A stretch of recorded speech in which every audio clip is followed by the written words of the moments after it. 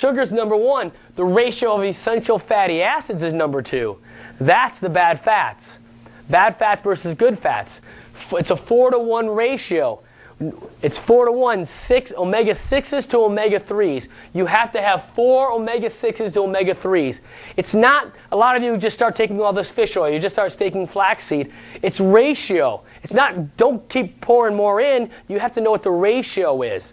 It's 4-to-1. Because guess what? If I have 4 omega-6s and I start piling all kinds of omega-3s and I get 4-to-4, guess what I build? Inflammation, even though I'm taking fish oil. Did you know that? You can cause more damage taking fish oil if you don't know your levels. I know it sounds weird because it's the ratio of fish oil. It's the ratio of fats to each other. It's not how much you have or don't have. It's also inflammation is caused from acidity. We're going to go through that in detail. And it's also caused from free radicals. So let's go through sugar first. Sugar, grains, refined carbohydrates. Obviously, sugar causes an increase in blood sugar immediately. Grains and refined carbohydrates turn to sugar in the body within seconds. If you eat even oatmeal, if you eat a grain, it is sugar. Fruits are sugar. Now, some of you can afford to eat some of that, some of you can't, but it's sugar. There's different levels of it. Obviously, if you eat a candy bar, it's way up there, but it's still sugar. And as soon as you eat sugar, immediately your blood sugar goes up. Well, your brain's smart. It says, I can't have any inflammation happening here. I can't have this happening. We can't raise blood sugar. Sugar is a toxin. It's toxic to the body. You can't have more than, I think it's 4 tablespoons of sugar in your body at one time, or guess what happens? You die. It's a toxin. It's a known toxin. So what does your brain have to do to sugar as soon as it gets in? It flushes it out fast. And so the first thing that happens is what does your body use to decrease blood sugar? It raises cortisol and insulin. Good or bad when you raise cortisol and insulin? Those are stress hormones. They age you fast, and they destroy your immune system, and they create inflammation. Everybody knows you don't want raised cortisol levels in your body. It creates fat. It creates everything wrong in your body. As soon as you eat sugar, cortisol goes up, insulin goes up to bring it back down and level it back out. And when those things go up, you actually start to get more diseases faster. You inflame throughout your body.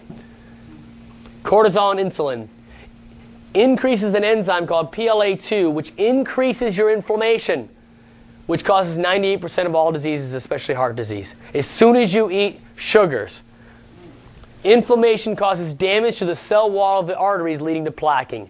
So listen, as soon as inflammation happens, because what does your blood carry? The sugar. And as it gets into the arteries become damaged into there. They inflame. And as soon as your artery starts to inflame, what does the brain do to it? It sends a healing to it. And that healing is inflammation. More inflammation happens in that area. And so it just keeps trying to repair itself the whole time. So you have to decrease that as much as possible. So essential fatty acids. I know a lot of you, who here is taking fish oils or cod livers or flax? So we have a lot of people and obviously who told you to do that? I mean, the newspapers all over, they started getting into this. Research shows that omega-3 fatty acids found in fish stops the buildup of plaque. That's why they tell you to take this, which reduces heart disease and stroke. Fish oil helps reduce inflammation and cleans the arteries, as long as what? The ratio is right. No doubt. And so a lot of you go, oh my God, maybe I'm taking too much fish oil. Well, guess what the reality is? The average American is 50-to-1 anyway. You'd have to drink so much fish oil to even counteract it, unless you're eating really well. Now, I take fish oil every week. I take it 2 days a week. I take the fish oil only 2 days a week because my diet's clean enough. And if your diet's not clean, then you need more fish oil. Does that make sense? Some of you, like your children, and depending on how they eat, they won't need it every single day possibly.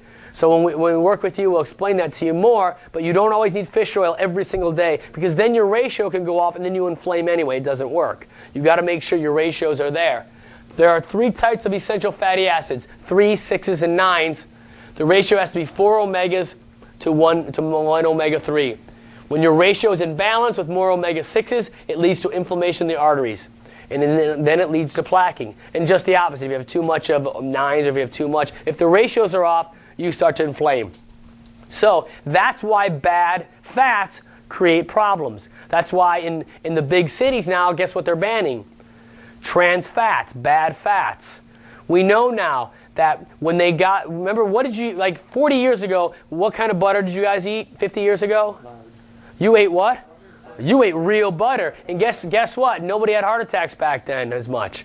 When we switched to fake fats, we switched to bad synthetic fats, guess what happened? Now we're dying faster because that was creating severe inflammation. Because when you ate good fat, even butter is good fat, if it comes right from the cow, obviously, if it's right there, made, not touched by man, then that had the perfect amount of 3, 6s, and 9s in it.